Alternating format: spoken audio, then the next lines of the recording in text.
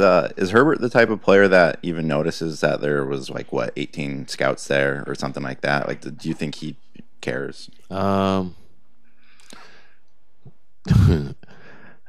a tough question. It's hard to say they don't care, but I don't think it's as big of a deal as it is to most people. You know, Herbert is one of those guys that just locked into what he have to do and helping his teammates out and doing whatever he can to help his teammate. And if his play help his teammate, he's happy with that. But I don't think he's that type to get caught up in all of that. He is he's a different bird, but in a good way, you know. And he's a great teammate. All right, Jerry.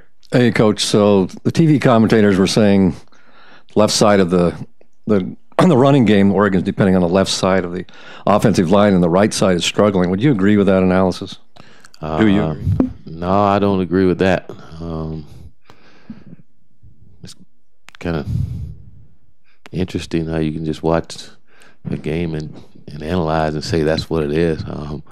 I doubt that. I think we had success on both sides of the line of scrimmage throughout the year. We've had success running to the right, and we've had success running to the left, and we've had success throwing the football. We're having success, so I don't agree with that. What was the process of addressing the penalty situation? What did you do to get the message across? And as you watched the game, did it strike you as that clean, only the 4 flags? Well, I think a big part of it is for us to eliminate the personal fouls. Those are the ones that drive you crazy. Those are the selfish penalties that we just can't have. And some of the other penalties, you know, just our guys playing really hard, and it wasn't anything they intentionally tried to do. It's just playing hard, and some of those you can deal with, you know, but also just stressing to our guys that we can't have them. We got to continue to get better, and when you see it in practice, you coach it up.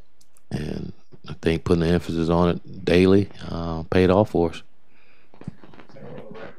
What did you see from Chuck Pagano last week or two that kind of gave you an indication Chuck that he was Pagano? getting ready? Chuck, Scott Pagano. There you go. Pagano's to kind of mess me up. He's a good football player. He just needs some more reps. You know, we got him a little reps, and he's got to get in football shape. He hadn't played football in a while, but he's doing some good things. And again, I expect for him to continue to get better each and every week, and see more reps each and every week as we continue to go. In past seasons, teams have kind of taken extra precautions to make sure that Arizona State can't see their signs on the sideline. Is that something that you guys are worried or concerned about at all? No, we're not. If they can pick up our signs and stop us from that, then more power to them, you know. But we're not concerned about that. We have a lot of different signals. You never know who's live. If you ever look over, you see a lot of guys moving and giving a lot of signals, and every game there's someone different. You just never know. What challenges does Arizona State bring? This is going to be the most athletic football team we played this year by far. They have great talent, great skill, and a very mobile quarterback. And again, that brings another challenge to a defense. So I'm sure Coach Levitt and the defense coaches have our guys ready for this challenge in front of us. To be the first time we've had a really good mobile quarterback that we had to go against. So defending him in the run game and in the pass game is going to be a challenge for us. Plus, they got some really good backs and receivers too. So it's going to be a good challenge for our football team, which it should be. It's Pac-12 football and a very athletic defense. Linebackers run really well. Good skill, good D-line, and it's Pac-12 football. It's going to be a challenge, and we'll be up for it.